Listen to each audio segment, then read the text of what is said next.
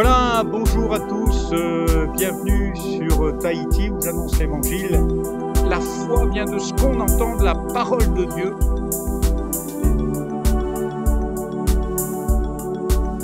Vous pouvez seulement écouter, non pas le prédicateur, non pas le décor qui est derrière nous, mais écouter la voix de Dieu qui vous appelle. Quel que soit l'endroit où vous vous trouvez, sachez que vous êtes aimés de Dieu.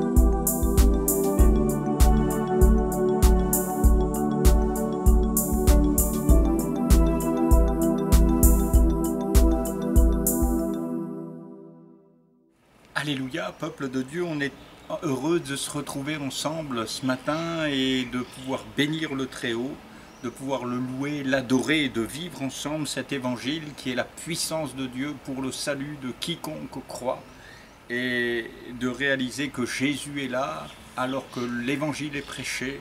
C'est l'occasion de saisir la guérison, la délivrance, le pardon de nos péchés, et de pouvoir entrer dans sa présence avec des cris de joie, avec un chant de triomphe pour la gloire de son nom.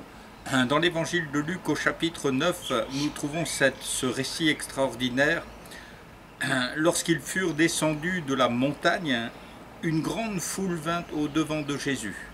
Et voici au milieu de la foule un homme s'écria « Maître, je t'en prie, porte les regards sur mon fils, car c'est mon fils unique. » Un esprit le saisit et aussitôt il pousse des cris, et l'esprit l'agite avec violence, le fait écumer et a de la peine à se retirer de lui, après l'avoir tout brisé.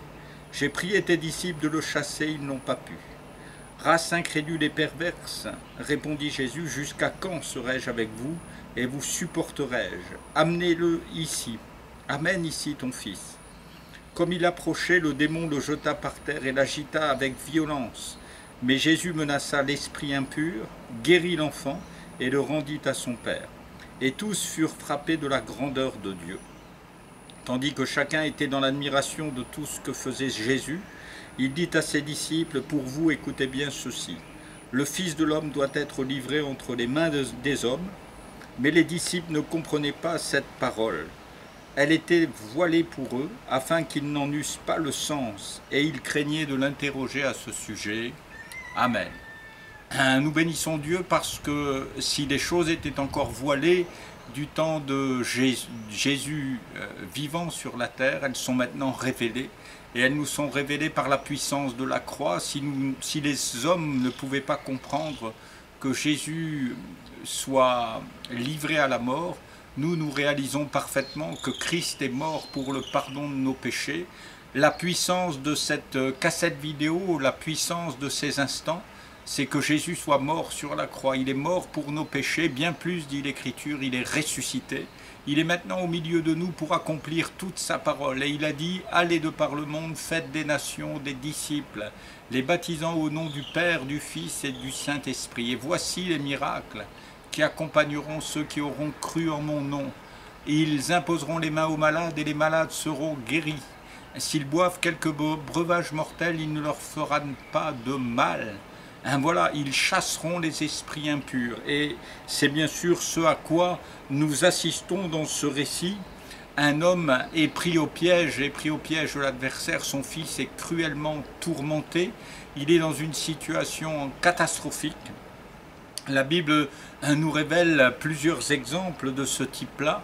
Et ce récit est repris à plusieurs endroits dans les évangiles et il nous permet de comprendre ce qu'il se passe. La Bible dit que le démon le jeta par terre et l'agita avec violence. Il est vrai que toutes sortes d'esprits peuvent être à l'œuvre sur cette terre et qu'ils usent de violence. Cet homme se jetait à terre, il n'était pas sous son contrôle, il ne se contrôlait plus lui-même. Mais cet esprit méchant faisait tout pour le détruire. Et les esprits mauvais ne veulent pas vous faire découvrir l'avenir, mais ils veulent vous faire descendre en enfer. C'est ce que vous devez comprendre. Et c'est pour cela que Jésus est venu pour délivrer les captifs. Ce garçon est captif, bien sûr. Il est tenu, mais Jésus menaça l'esprit impur. Il s'agit toujours d'un esprit non seulement méchant, mais d'un esprit qui passe au travers de l'impureté, qui passe et qui saisit les hommes de manière à ce qu'il se pervertisse, à ce qu'il soit corrompu. Et cet esprit impur, eh bien, est menacé maintenant par Jésus, et Jésus ordonne à cet esprit impur de sortir de cet enfant. Et la Bible décrit la scène comme étant une scène très rapide qui s'est déroulée sous les yeux de ceux qui étaient là. Et la Bible dit que l'enfant fut guéri. C'est important de réaliser que les questions de possession sont des questions qui nous rendent malades. Ce garçon était rendu malade par l'esprit méchant qui le saisissait. Mais voici que maintenant, étant délivré de cet esprit méchant, il est aussi guéri de toutes les formes de maladies que pouvait entraîner cet esprit méchant, cet esprit impur. Et la Bible nous montre que Jésus ne sauve pas pour lui-même, mais Jésus sauve pour le bonheur des hommes. Et Jésus a rendu cet enfant à son Père. Jésus veut vous rendre à la vie, à une vie libre, veut vous rendre à vos familles, à vos époux, à vos épouses, veut vous rendre à une vie de liberté. C'est pour la liberté que Christ nous libère, non pas pour faire de nous des esclaves ou des automates religieux, mais pour faire de nous des gens libres qui puissions l'adorer, le bénir, le louer. Et quand bien même nous ne comprenons pas tout et ses disciples ne comprenaient pas tout, eh bien nous pouvons réaliser aussi au travers de ce que Jésus nous dit, eh bien que sa mort expiatoire sur la croix sert à la délivrance de tous ceux et celles qui sont tenus dans les liens de l'adversité, qui sont tenus dans des choses impures.